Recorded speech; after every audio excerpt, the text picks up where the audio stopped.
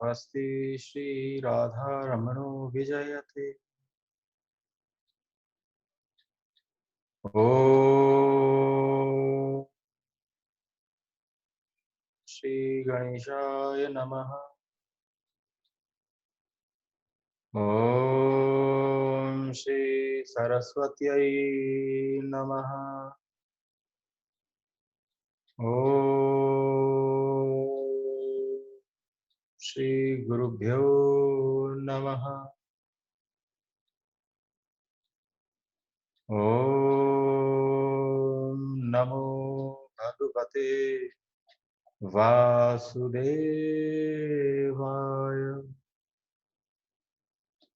ओम लंबोदरम परम सुंदरम कदंतम रक्तांबरम त्रिनयनम परमं पवित्रम उद्य करोज्ज्वल कायकांतम विघ्नेश्वरम सकल विघ्नहरम नमामि। सच्चिदानंद रूपाय विश्वोत्पत्त्यादिहेतवे तापत्रय विनाशाय श्रीकृष्णाय वयं नमः। नारायणं नमस्कृत्य नरं चैव नरोत्तमं देवीं सरस्वतीं व्यासं ततो जयमुदीरयेत्। कृष्णाय वासुदेवाय हरये परमात्मने प्रणत क्लेशनाशाय गोविंदाय नमो नमः। गोविंदाय नमो नमः। जय जय श्री राधे, जय जय श्री राधे, जय जय श्री राधे। आप सबको प्रणाम।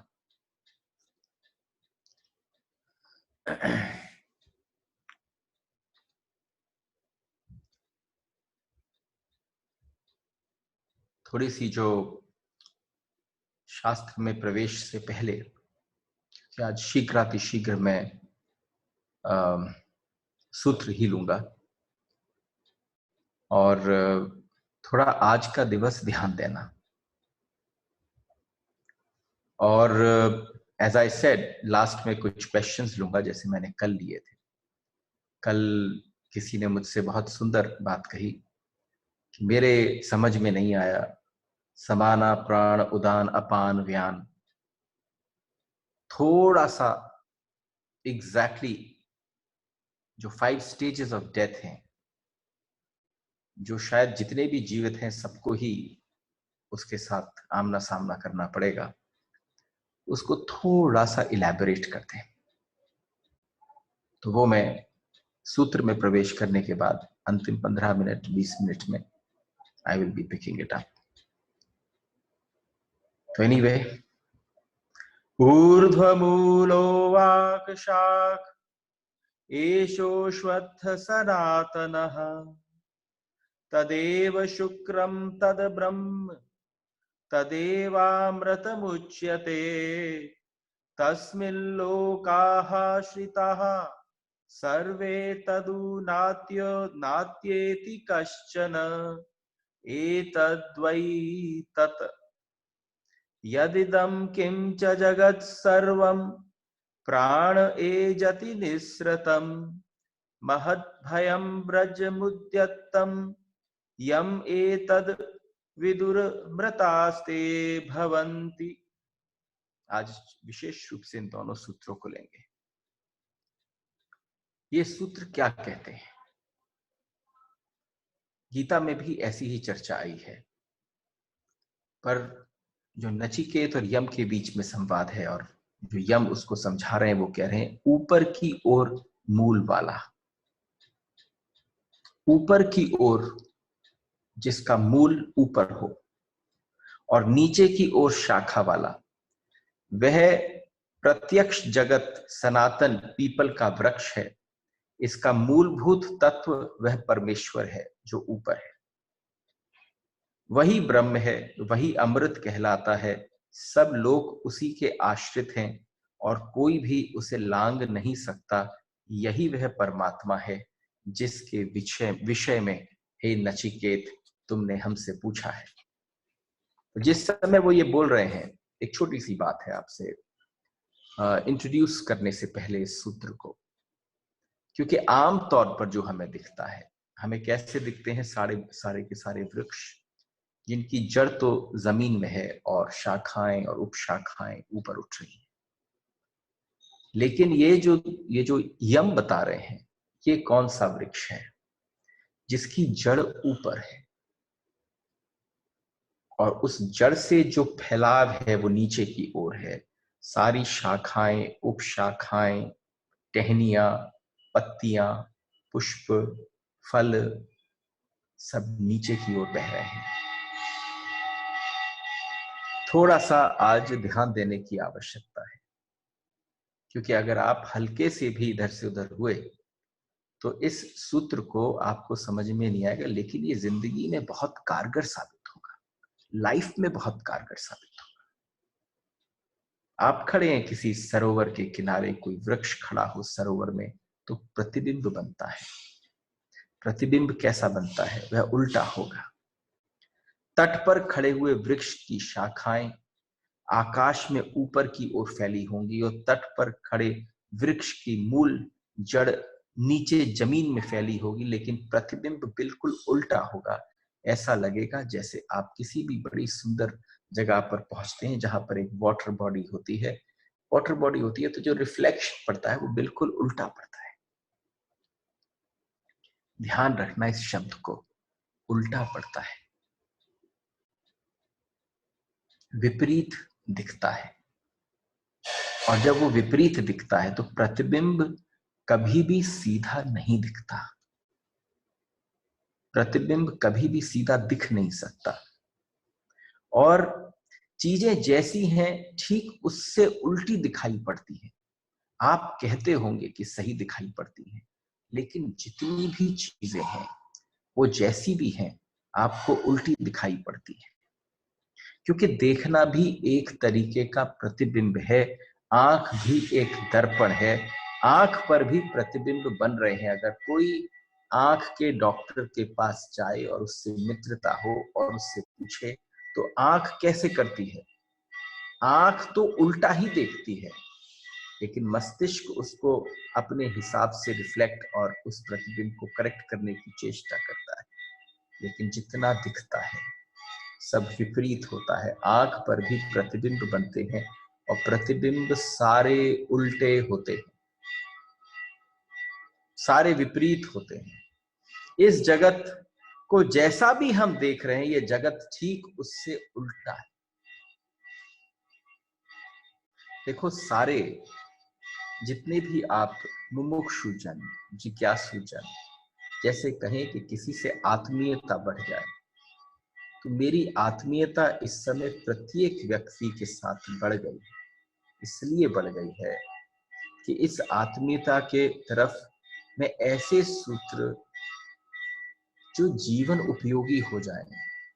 हो सकता है यम नचिकेत की बात तुम्हें लगती हो कि ऊपर किसी और लोक की बात होगी, लेकिन जब उसकी समझावट आएगी तो तुम्हें समझ में आएगा वो तुम्हारे जीवन की ही बात है। Just it's about you, just cannot be about anyone else.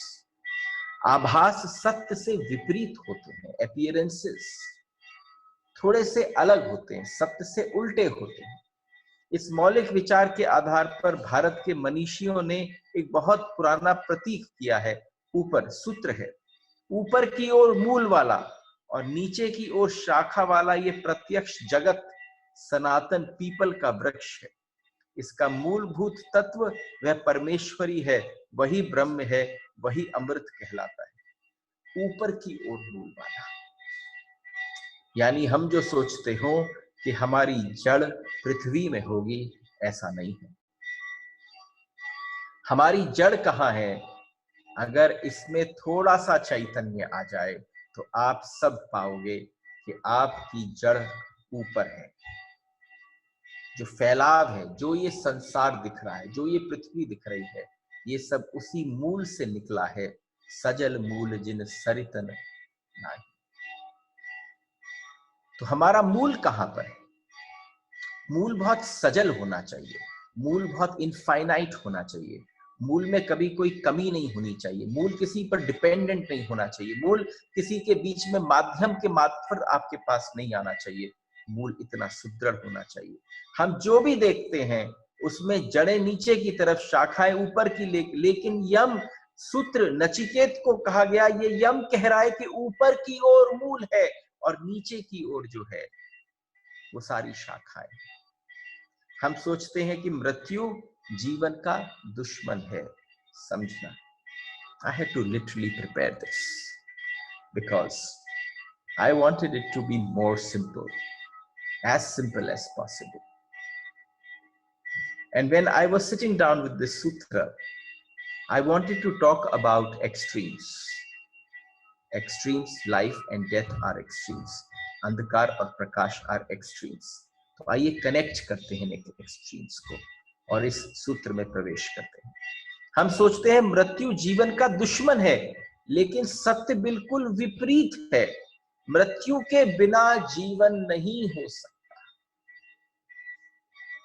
मृत्यु के बिना जीवन संभव ही नहीं है। तो मृत्यु जीवन की शत्रु तो जरा भी नहीं, मित्र है। मृत्यु के बिना जीवन होने की कोई संभावना नहीं है। जिस दिन मृत्यु मिट जाएगी उस दिन जीवन भी मिट जाएगा। जिस दिन मृत्यु मिट जाएगी उस दिन जीवन भी मिट जाएगा। लेकिन हमारे देखने में सारी चीजें उल्टी हो जाती हैं। जीवन और मृत्यु हमारे देखने में विरोध में खड़े हैं। क्यों खड़े हैं? क्योंकि जितनी चीजों से जीवन को आप मानते हैं कि जीवन बना हुआ है, मृत्यु एक झटके में उस सबको आपके हाथ से निकाल कर ले जाएगी। इसलिए वो दोनों विरोध में खड़े हैं। एक संग्रहित कर रहा है और एक कह रहा है कि किसी चीज की आवश्यकता नहीं है, वो लय में विश्वास करता है। तो आप समझो, क्या दोनों विरोध में खड़े हैं? अगर हम इसको और थोड़ा भीतर, थोड़ा और जीवन में प्रवेश कर कर देखें तो दो शब्दों से समझ सकते हैं। एक शब्द है प्रेम, एक शब्द है घृणा, जबकि सच्चाई बिल्कुल उल्टी है। लोग ऐसा मानते हैं प्रेम और घृणा विपरीत है, लेकिन सच्चाई वास्तव में उल्टी है। प्रेम और घृणा एक ऊर्जा के मात्र दो पहलू हैं। जितनी ऊर्जा आपको प्रेम में महसूस होती है, उतनी ही ऊर्जा का व्यय आपकी घृणा में होता है। इसीलिए मैंने आपसे कहा कि थोड़ा सा भी अपना ध्यान इधर से उधर मत करना। आज मुझे दे दो अपना ध्यान, क्योंकि इसके बाद जब निकल के जाओगे और जीवन अगर इसके आनंद इसके जैसा बन जाएगा तो आप समझना, आप ये कहेंगे कि आज का सूत्र पहली बार ऐसा आत्मसात हुआ, यम ने करा दिया, नचिकेत माध्यम बन गया। तो प्रेम और घृणा विरोध में नहीं है, प्रेम और घृणा विपरीत नहीं है। उसमें एक खोज यह भी थी कि आदमी जिसको प्रेम करता है उसी को घृणा भी करता है। थोड़ा कठिन होगा समझना, वास्तव में थोड़ा भीतर जाओ। व्यक्ति जिसको प्रेम करता है, तो ख्याल में आ सकता है आप किसी व्यक्ति को सीधा शत्रु नहीं बना सकते। शत्रु बनने से पहले उसका मित्र बन जाना बहुत जरूरी है। एक समय, एक काल मित्र का बन जाना जरूरी है। और जब वो मित्र बन जाए तो सीधी शत्रुता पैदा नहीं हो सकती। शत्रुता पैदा होने के लिए पहले मित्रता चाहिए, हो ही नहीं सकती। अच्छा लगने के लिए आप समझो, बुराई और अच्छाई विरोध में नहीं है, लेकिन आप समझो सबसे पहली बात है कि कोई पहले अच्छा लगने लगे, उसके थोड़े समय बाद जब ज्यादा निकटता बढ़ जाती है। इसीलिए कहा जाता है कि अपने गुरु के साथ इतनी निकटता कभी न बढ़ाना, हमेशा कहा जाता है। क्योंकि जब भी कोई किसी के अत्यधिक निकट आता है तो अच्छाइयों पर पर्दा पड़ता है और बुराइयां सामने प्रकट होनी चालू हो जाती है। इसलिए मैंने आपसे कहा कि जब यम नचिकेत को बता रहे हैं कि ये जो पूरा संसार है ये कैसा है, इसका मूल ऊपर है और इसकी शाखाएं नीचे हैं, लेकिन ये बात इतनी आसानी से समझ में नहीं आती। तो मुझे लगा इसको जीवन पर आधारित कर लेना चाहिए कि विपरीतता कैसे दिखे, विरोध न दिखे, ये विपरीतता कैसे दिखे, एक्सट्रीम एंड्स को हम कैसे पकड़ ले। बुद्ध ने कहा कि मैं कोई मित्र नहीं बनाता, इसलिए नहीं बनाता क्योंकि मैं किसी को शत्रु नहीं बनाना चाहता। यही तो आपसे इतने दिन से यम नचिकेत बोल रहे हैं। यम क्या कह रहे हैं? न अच्छे शुद्ध बुद्धि कौन सी? शुद्ध बुद्धि वो वाली जो न अच्छा देखती हो न बुरा देखती हो, वो दोनों से उठ गई हो। तो बुद्ध ने क्या कहा? बुद्ध ने वही बात कहा, एक एक सूत्र को देखो, पूरे जीवन के सारांश को देखो। आप बताओ, श्री कृष्ण के साथ कहीं पर ऐसा है? आप बड़ा आश्चर्य करोगे कि आप जब श्री कृष्ण से पहली बार मुलाकात करते हो तो आप ये समझ ही नहीं सकते उसका नेक्स्ट एक्शन क्या होगा। जिस व्यक्ति के विषय में ये धारणा हो जाए कि मैं इसको ऐसा बोलूंगा तो ये मेरे को ऐसा बोले, तो आप समझना वो व्यक्ति में अभी उतनी गंभीरता, उतना ठहराव नहीं आया। लेकिन कृष्ण की बात निराली है कि कृष्ण के पास जब आप पहुंचते हो तो आप कह ही नहीं सकते कि वो आपसे अगले पल क्या कह रहे हैं। वो स्पॉन्टेनिटी में जी रहे हैं, न वो आपको अच्छा साबित करने की चेष्टा कर रहे हैं अपने आप को, न बुरा चेष्टा करने की। तो शत्रु और मित्र विपरीत है। जीवन में ऐसी बात नहीं है कि हम तो सोचते हैं रात और दिन विपरीत है और अंधेरा और प्रकाश विपरीत है। सच्चाई तो केवल इस बात की है कि अंधेरा प्रकाश का ही रूप है, प्रकाश अंधेरे का ही एक ढंग है, अगर कोई वास्तव में भीतर प्रविष्ट कर जाए।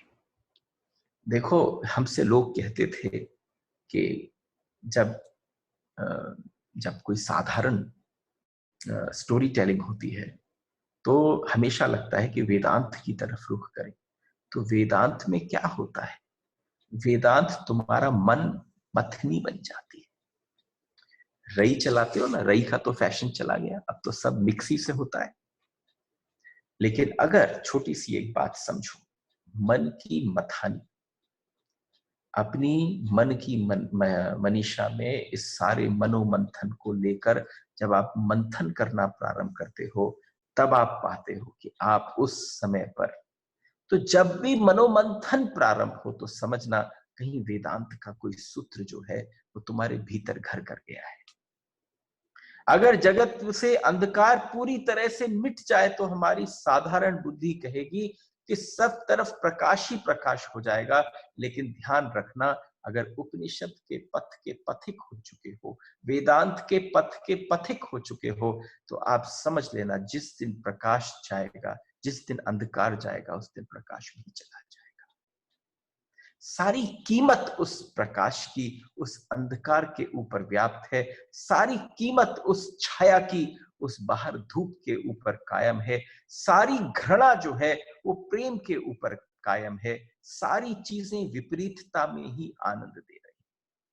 अगर जगत से घृणा बिल्कुल मिटानी हो तो प्रेम को बिल्कुल मिटाना ही पड़ेगा। एक्सरसाइज होनी चाहिए मन की। आप समझो कि साधारण वाली बातचीत, गपशप में कोई एक्सरसाइज होती है दिमाग की? ये एक्सट्रीम सिचुएशंस है। सूत्र क्या है? सूत्र कह रहा है उसकी जड़ मूल ऊपर है। तुम्हें कभी जड़ ऊपर नहीं दिखी, तुम्हारी जड़ हमेशा तुम्हें पृथ्वी में दिखी। तुम्हारा सारा रोमांच, तुम्हारा सारा प्रेम, तुम्हारी सारी कलह तुम्हें यहां दिखी। तुम्हें सारे के सारे सुख को भी यही पाने की चेष्टा हुई। लेकिन जिसको पता चल गया कि मेरा मूल ऊपर है, ये जितना जगत दिख रहा है, ये पेड़ पौधे, पत्ते, पत्तियां, टहनियां, डालियां, शाखाएं, ये सब उसी से निकली हैं। आप समझो कैसी जागृति हो। तो आप समझना, जब तक प्रेम है घृणा जारी रहेगी, जब तक मित्र है तब तक शत्रु पैदा होते रहेंगे, और अगर मृत्यु को बिल्कुल पहुंच देना हो तो जन्म को भी बिल्कुल पहुंच देना होगा। संभव नहीं है। अगर आप मृत्यु को पहुंच देना चाहते हैं तो मृत्यु और जन्म दोनों एक ही सिक्के के पहलू हैं। क्षण मात्र भी नहीं लगता। एक क्षण में जिस पल मृत्यु हुई उस पल ही जन्म है। और आप समझना, जिस समय कोई व्यक्ति मृत भी होता है तो उस पल भी उसकी पूर्ण संभावना उस जन्म की, उस पल, उस क्षण धीरे धीरे व्यवस्थित होने लग जाती है। हम सोचते हैं बीमारी है, स्वास्थ्य है, विपरीत है। हमारी चेष्टा होती तो ऐसा वक्त आ जाता कि आदमी के जीवन में बीमारी न रहे। जिस दिन ऐसा होगा उस दिन स्वास्थ्य भी न रह जाएगा। इसीलिए मैंने आपसे प्रारंभ में कहा था कि मेरे साथ आज बड़ी प्यारी यात्रा करना। I think if this sutra gets inside you, everything will change inside you. असल में स्वास्थ्य बीमारियों के बीच एक संतुलन है। स्वास्थ्य बीमारियों के बीच में एक संतुलन है, और बीमारियां स्वास्थ्य का डगमगा जाना है। कई बार ऐसा होता है कि जब मैं बोल पड़ता हूं तो मुझे लगता है कि आप लोगों को थोड़ा समय लगेगा उसको रजिस्टर करने में। आइए इस सूत्र को फिर से प्रवेश करते हैं। असल में स्वास्थ्य बीमारियों के बीच एक संतुलन है। स्वास्थ्य बीमारियों के बीच में एक संतुलन है, और बीमारियां स्वास्थ्य का डगमगा जाना है। दोनों साथ हैं। एक को हटा लें दूसरा विनिष्ट हो जाएगा, लेकिन हमें ऐसा दिखाई नहीं पड़ता। हमें तो दिखाई पड़ता है एक को मिटा दें तो दूसरा बच जाएगा, एक हट जाए, अगर बीमारी हट जाए तो स्वास्थ्य रह जाएगा। लेकिन आप नहीं समझते कि जो स्वास्थ्य होता है उसने हजारों बीमारियों को जब संतुलित कर दिया, उस संतुलन को ही बैठाने को ही हम स्वास्थ्य कहते हैं। स्वास्थ्य का मतलब ये नहीं होता कि बीमारी चली गई, लेकिन स्वास्थ्य का सिर्फ मतलब इतना होता है कि आपने अपनी बीमारियों के ऊपर एक संतुलन बैठा लिया। जैसे ही संतुलन बैठा तो तुम सब सही दिखते हो। जो जहां है हमें वैसा दिखाई पड़ता है।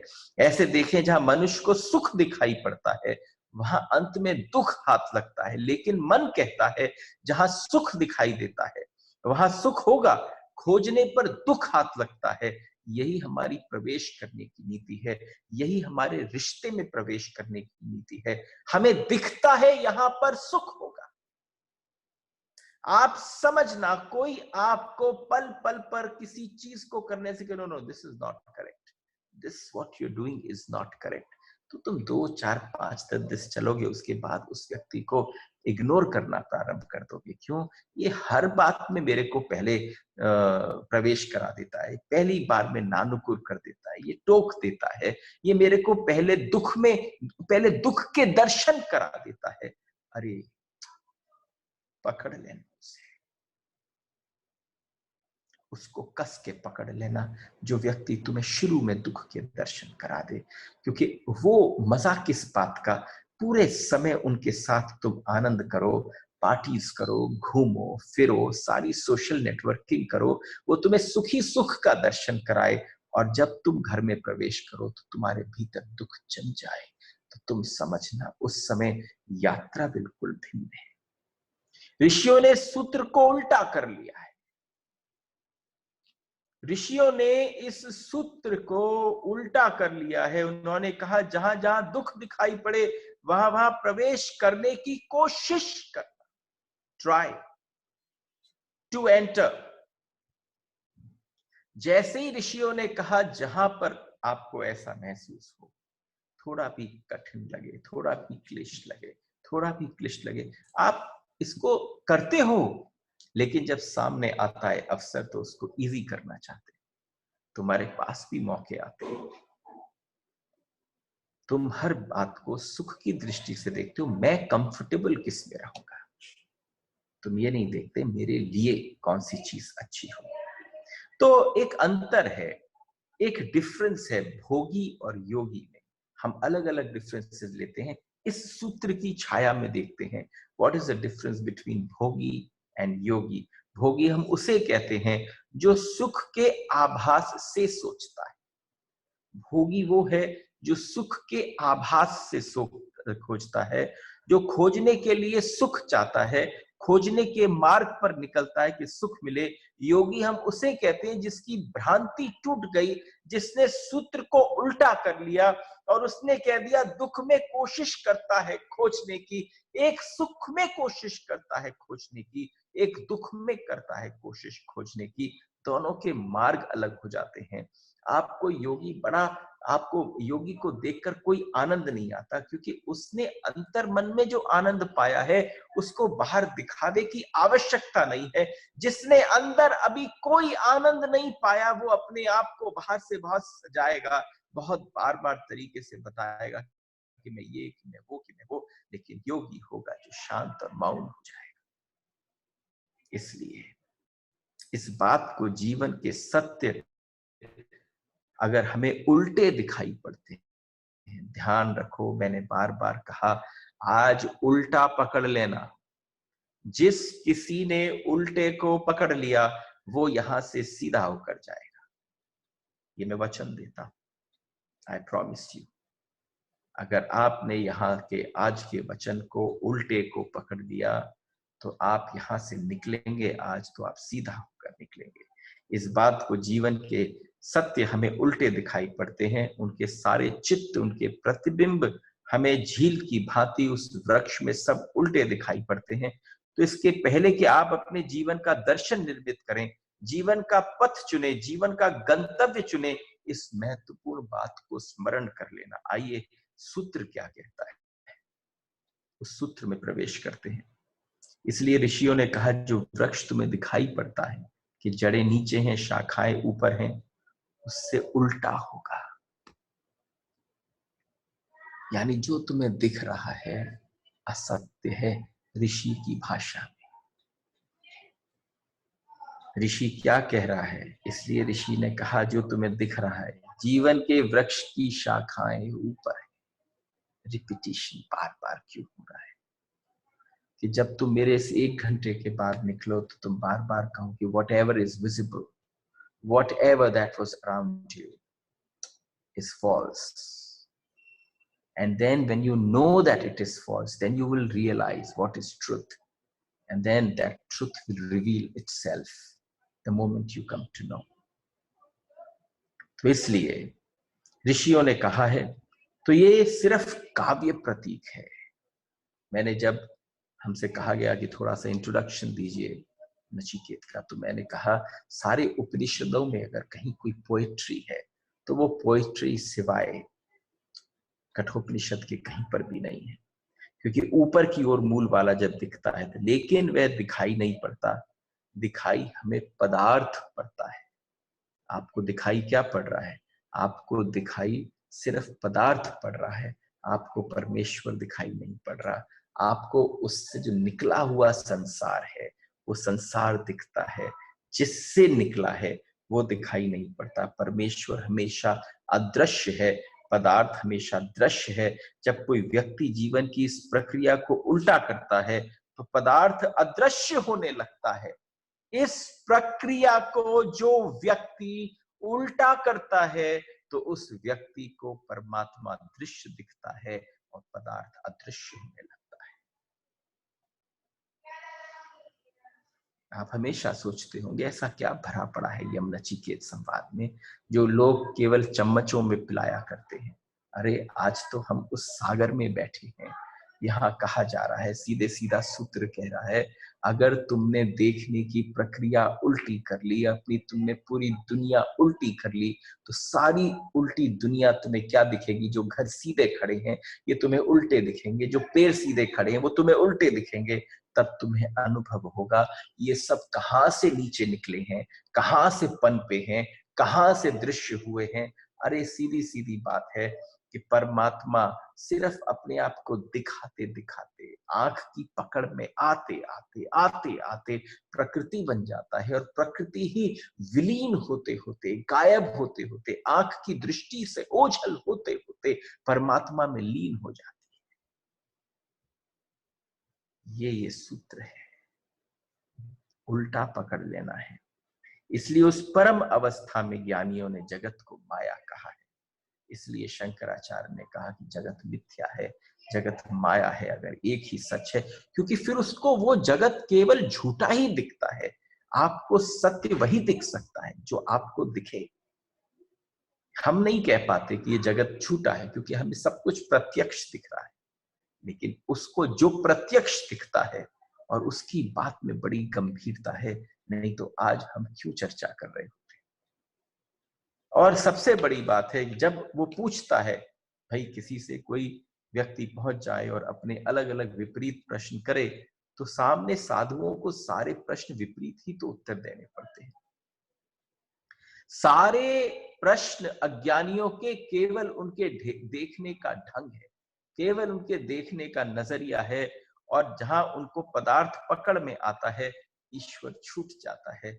जहां तुमने संसार पकड़ा, वहां पर सब कुछ छूट गया। ज्ञानी को पदार्थ पकड़ में आता है, छूट छूट सिर्फ परमेश्वर ही पकड़ में आता है। जहां पर जिससे जो चीज छूट जाए, if 60 years, to be very frank, 50-60 साल के हो चुके, आधा मीटर निकल चुका, अब जो लाइफ है वो हम कैसे जी रहे हैं। अगर इस पल पर भी हमारे मन पर, आप 60, 65, 70 के हो गए, 70 के बाद भी आपने सोचा, अरे you have led your life, और उसके बाद भी विपरीत, उसके बाद भी उल्टा ना दिखा, अरे जो दिख रहा है वो उल्टा है, जो नहीं दिख रहा वो ही वास्तव में सीधा है। केवल उसको देखने की आवश्यकता करनी है। अरे इसको हम, इस भाव को, अगर आप इस सूत्र को आचरण में ले आओ, देखो अभी तक तो मैं सूत्र समझा रहा था, तुम मेरी तरफ से भी करुणा अगर बहती हुई पाओ, तो तुम समझना मैं सूत्र से तुम्हें कौन से सूत्र की तरफ ले जा रहा हूं। उस सूत्र की तरफ ले जा रहा हूं जहां पर मैं कहूं, इस सूत्र को केवल काव्यात्मक दृष्टि से सुनना, लेकिन इससे जो मैसेज मिल रहा है उसको आचरण में ले आना। आचरण में कैसे लाओगे ये सूत्र? हाउ विल दिस सूत्र कम इनटू योर आचरण?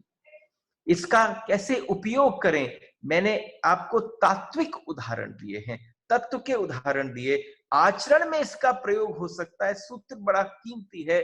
जब कोई गाली दे तो आपको क्रोध पैदा होता है, सुनना, इस पल सुनना। अगर आपको ये आपके आचरण में आ जाए, आप समझो जीव की सबसे बड़ी उपलब्धि होगी, अगर उसके जीवन में परमात्मा अनुभव में आ जाए। आपको कोई गाली दे तो साधारण तरीका क्या होगा?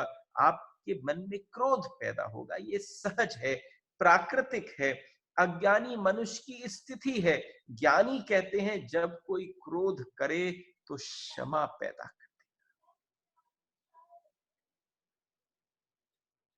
उल्टा देखना, पेड़ की जो मूल है उसको उल्टा कर देना, यहां कहना चाहता था।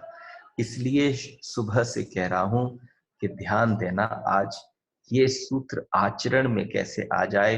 जब कोई क्रोध करे तो क्षमा पैदा हो जाए, उल्टा कर लेना। जब कोई क्रोध करे तो उसको क्षमा कर देना, क्षमा के भाव को जन्माना।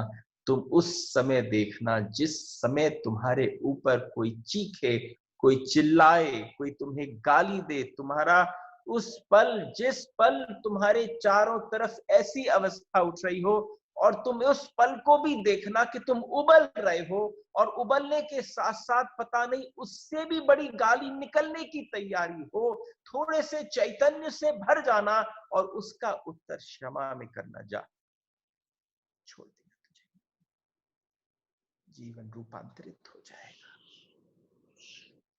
जीवन बिल्कुल बदल जाएगा। जब कोई गाली दे और तुम क्रोध करो तो तुम्हारा जीवन जैसा था बिल्कुल वैसा ही रहने वाला है, उसमें कोई रूपांतरण संभव नहीं हो सकता। जब तुम बिल्कुल सहज, नॉर्मल, जनरल बिहेवियर करते हो, कॉमन बिहेवियर करते हो, लेकिन जैसे ही थोड़ी सी चेतना उठती, जब कोई तुम्हारा आदर करे तो तुम प्रफुल्लित होते हो, ये आचरण में ले आओ। तुम्हें कोई भी आदर करे तो तुम देखना, तुम्हारे को कोई आदर करे तो तुम प्रफुल्लित होते हो, प्रसन्न होते हो। ज्ञानी ने कहा जब कोई तुम्हारा आदर करे तो तुम उदास हो जाना।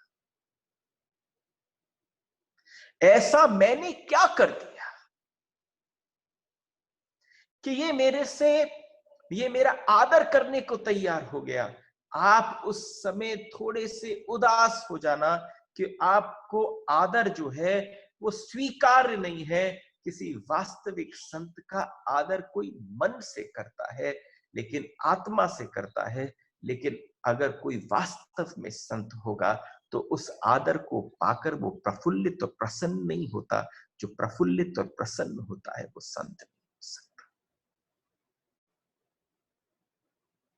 कितना गहरा सूत्र है ये। वास्तव में हमारी जड़ों को पुनः उसमें खाद डालने और पुनः उसमें सब कुछ करने की तैयारी है। अरे उपेक्षा से भर जाना, जब कोई तुम्हारा आदर करे, जब कोई आदर करता है, सम्मान करता है, प्रसन्न होते हैं, क्योंकि अहंकार तृप्त होता है, अहंकार और बड़ा होता है। अरे अहंकार बड़ा करना है कि तुम्हें अपने भीतर अपने गोविंद, अपने परमात्मा को स्थापित करना है। ये तुम देख लेना, जिस दिन अहंकार बड़ा हो गया, एक पर्दा इतना बड़ा हो गया, एक अकड़ इतनी बड़ी पैदा हो गई, फिर उस आदर और सम्मान को तुम सबसे चाहोगे, लेकिन जब नहीं मिलेगा तो बड़ी चोट लगेगी। जब जब व्यक्ति अपेक्षा करता है, उसकी उपेक्षा होती है, तो भीतर पीड़ा होती है। उस अपेक्षा की उपेक्षा, तुम अपेक्षा ही मत करना। इसलिए आपके दुश्मन आपको उतना नुकसान नहीं पहुंचा पाते जितना कोई खुशामद आदमी आपका नुकसान कर पाता है। ये संभव नहीं है। जो आपका आदर करे, जो आपकी चमचागिरी करे, जो आपकी खुशामद करे, एक बार गौर से देखना, do I deserve him? Step back. Yama is telling Nachiket, hey Nachiket, step back. उस आदर में लिप्त मत होना।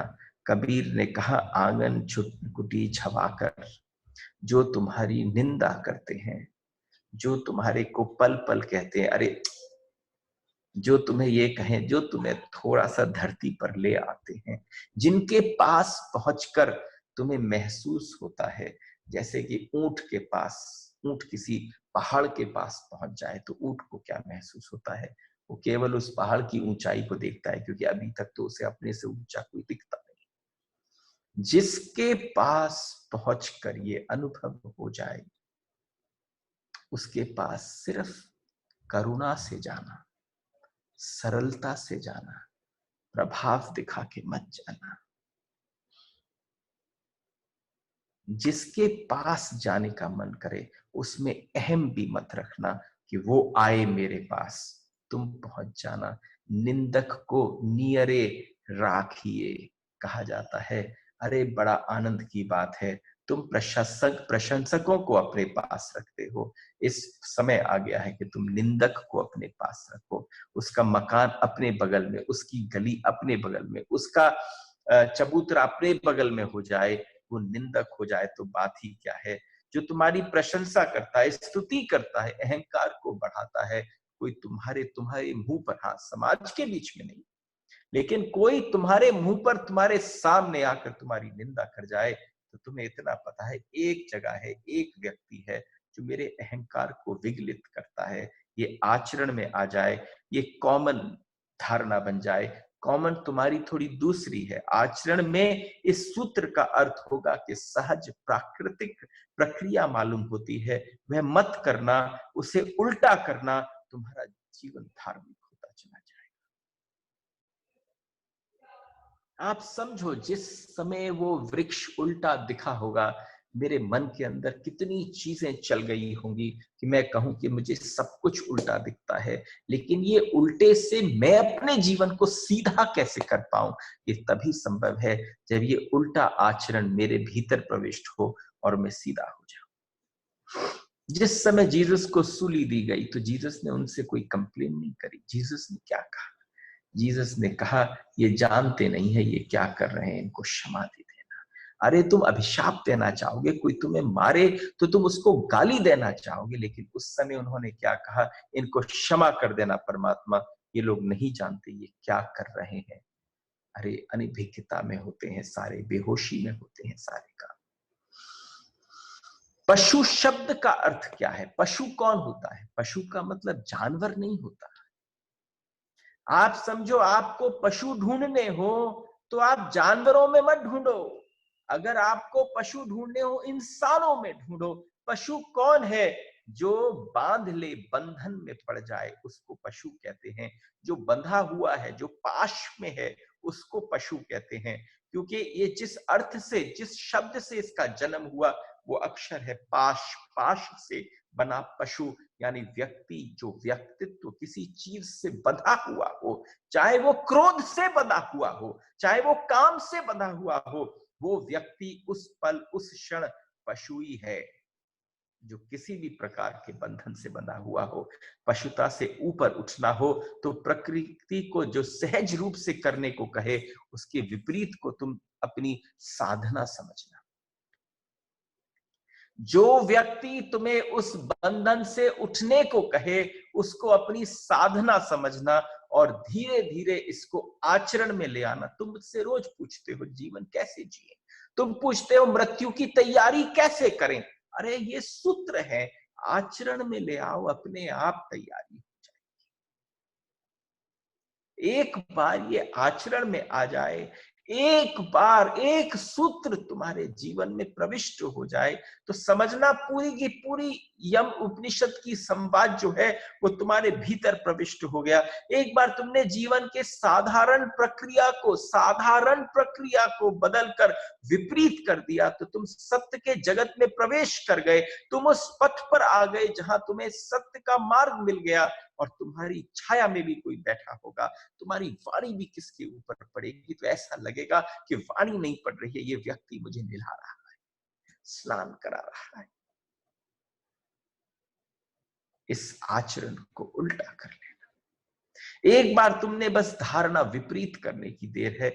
हम उल्टे खड़े हैं, अभी हम समझ रहे हैं कि हम सीधे हैं, लेकिन हमारा खड़ा होना इस समय उल्टा है। अगर आपको अपने जीवन में सीधा होना है, तो जिसको आप सीधा समझ रहे हो उसको उल्टा कर लो। शीर्ष आसन में खड़े हो जाओ। एक्चुअली अभी जो लाइफ है वो शीर्ष आसन में खड़ी है, उस लाइफ को सीधा करना है, मस्तक अपना ऊपर करना है। तो तुम्हारी जो सहजता है वो उसी में है कि जो चीज जैसे दिख रही है, तुम एक बार उसका विपरीत कर कर देखो, तो तुम्हारे जीवन में सहजता आ जाएगी।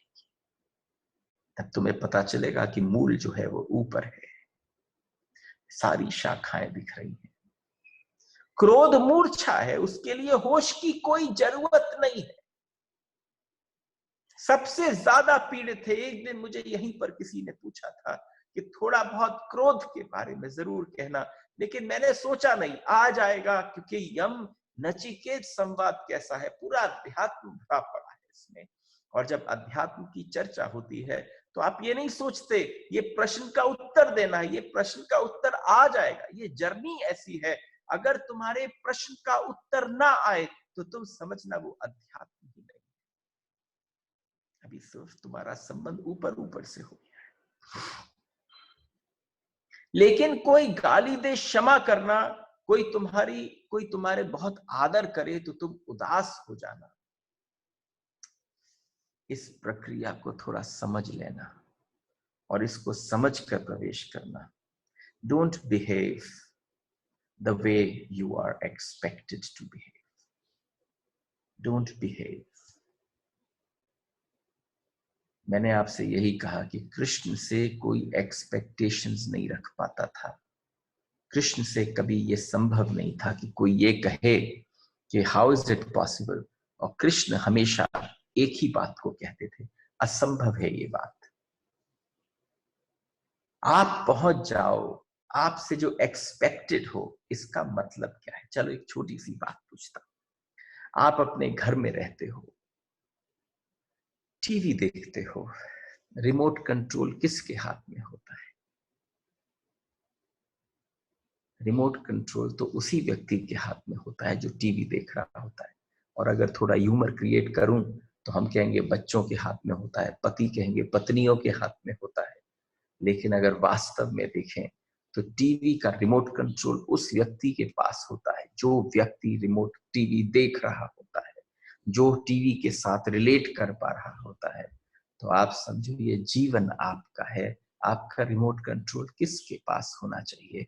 अगर आपका रिमोट कंट्रोल किसी क्रोध कराने वाले के पास में है तो आपने उसको बहुत शक्ति दे दी है। अगर आदर करने के पास वाले के पास है तो आपने उसे बहुत शक्ति दे दी है।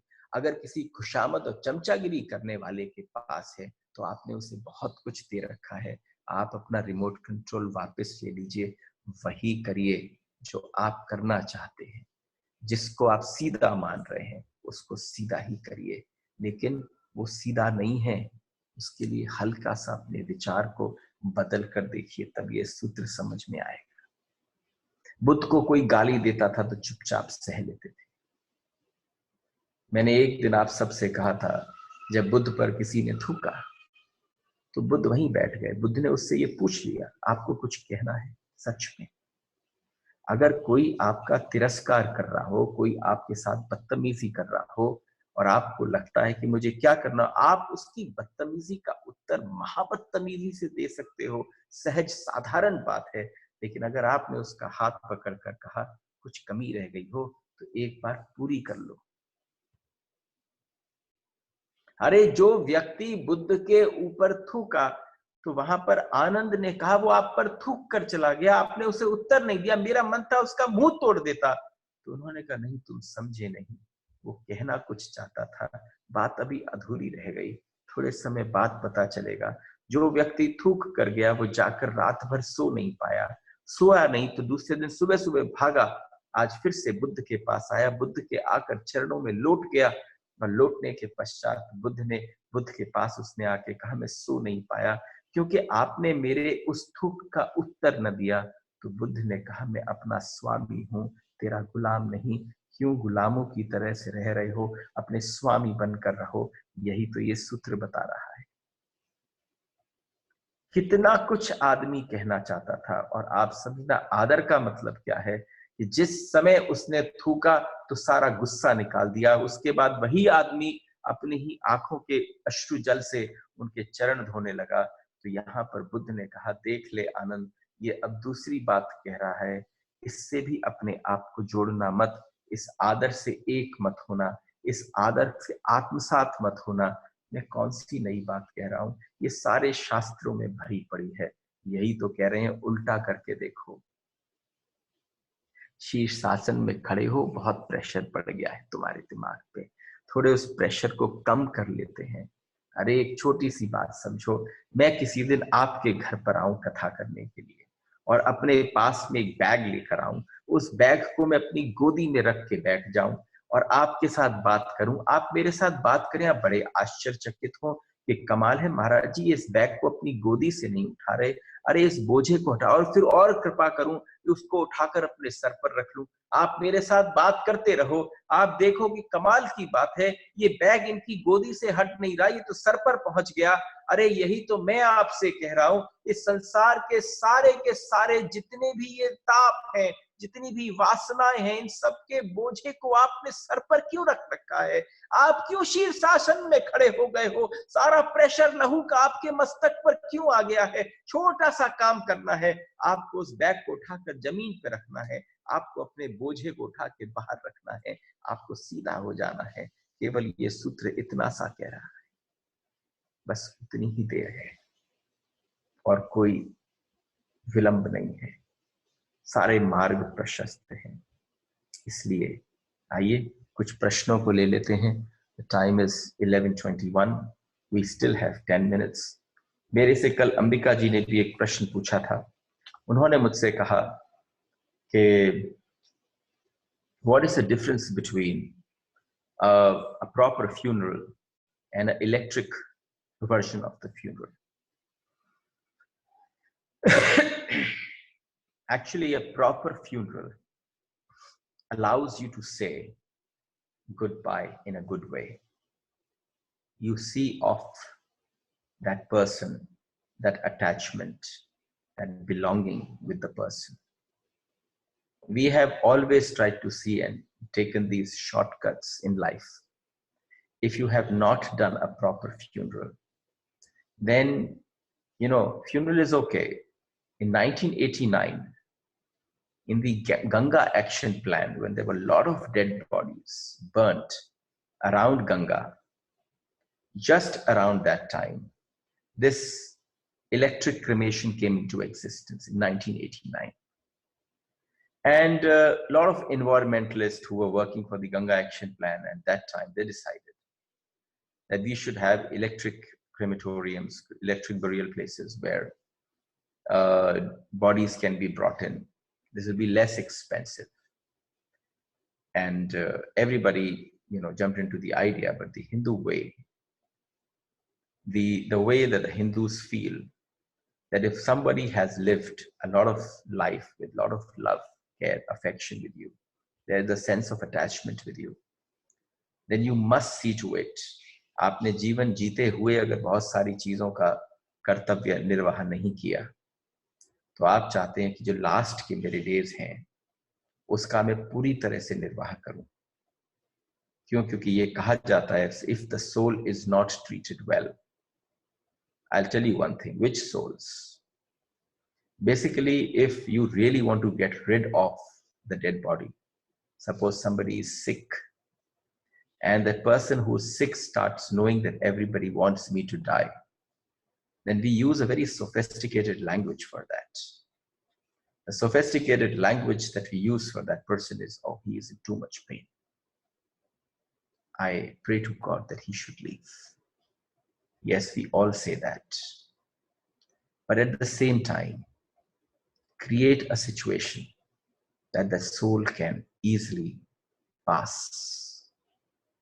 The body can be felt very comfortable, can be felt how much loved, because if that person has given you a lot of love while living around you, with you, then that last journey should be made in a very, very beautiful manner. You can create auras around the person.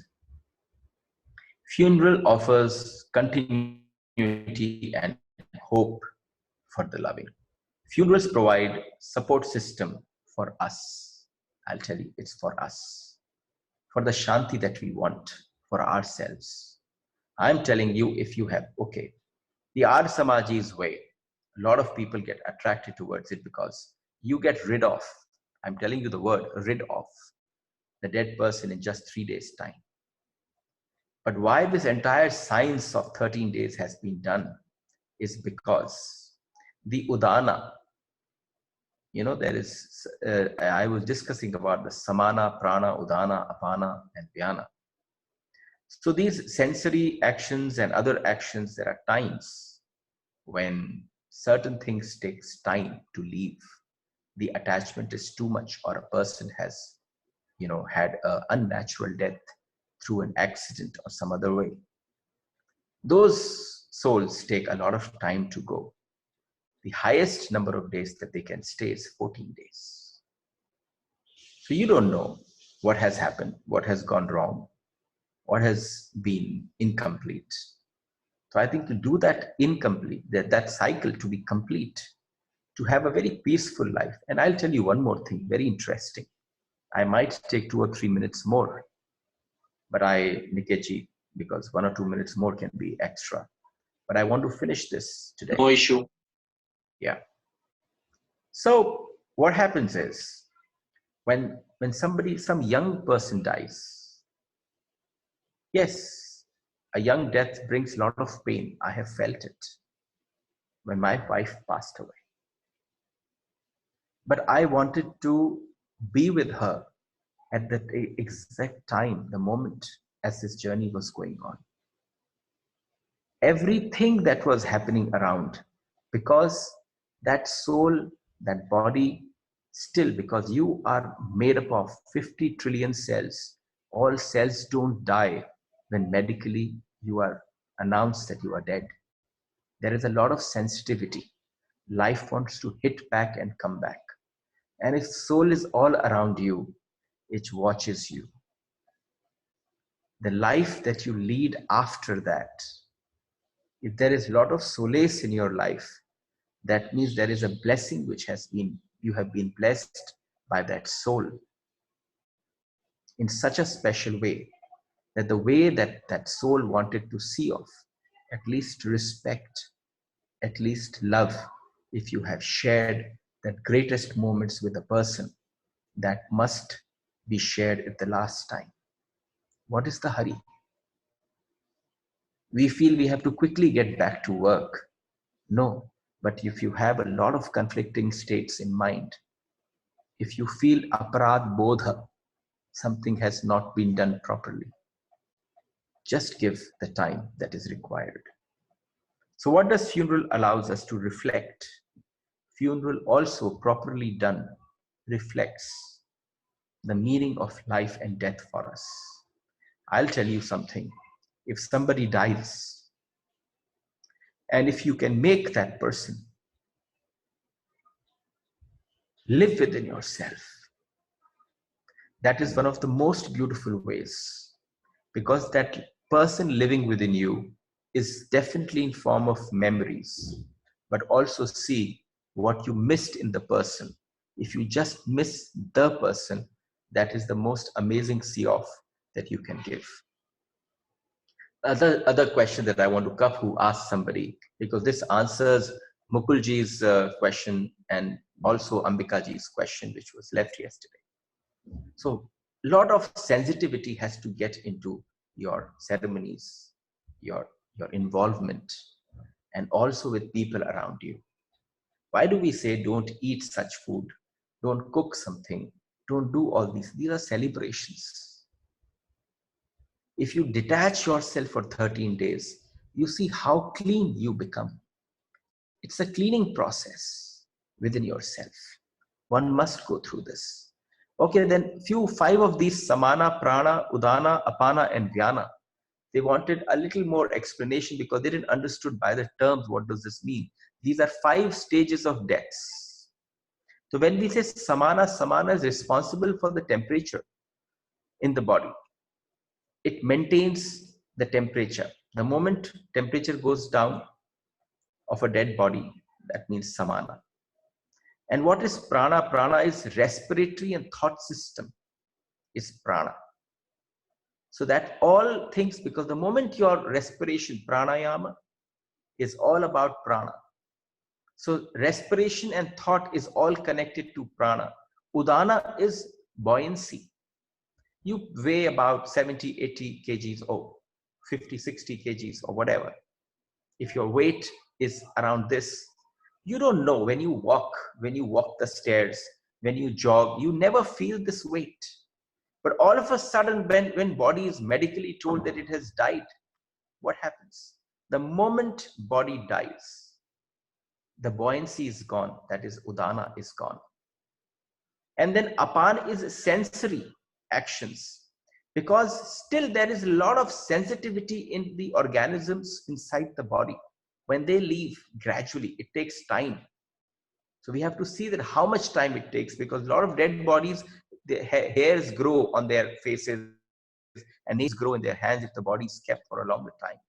And what is Vyana? Vyana is the preservation of nature. It's basically the whole body is preserved because of Vyana. So what happens is when the body starts decaying, it smells bad. It's because Vyana has also left. So I'll end the session here today, and we'll meet again tomorrow. I hope I have tried to answer with this small buddhi of mine to all of you what is required. Hari Bol. Radhe Radhe. Pranam. Ram Ram. For the Jyoti Park service. Radhe Radhe. जिसके पास भी जा रहा है ना भैया, बहुत appreciate